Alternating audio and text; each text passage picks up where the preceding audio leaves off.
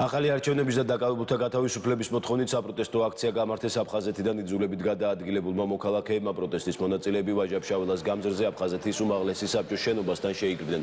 მათ ასევე გააპროტესტეს მიხეილ ყაველაშვილის არჩევნებში აფხაზეთის უმაღლესი საბჭოს წევრების მონაწილეობა. შეკრებილების განცხადებით იგეგმებოდა მსვლელობის მოწყობა, თუმცა შეკრებილთა სიმცირის გამო მათ გადაწყვეტილება შეცვალეს.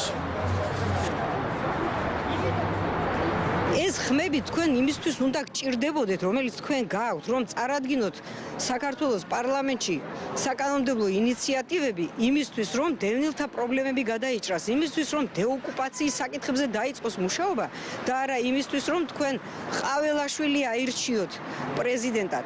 რა თქმა უნდა, დევნილები უერთდებით საერთო პროტესტს. მარტო დევნილების ამბავი არ არის, აქ არის მთელი საქართველოს ამბავი, უნდა გადაწყდეს ხალხის სასიკეთოდ, ქვეყნის სასიკეთოდ, არჩევნები უნდა იყოს ხელახლა დანიშნული და პატიმრები, ახალგაზრდა ბიჭები, ვინც არიან, სულ ყველანი უნდა იყვნენ გამოშვებული ციხიდან.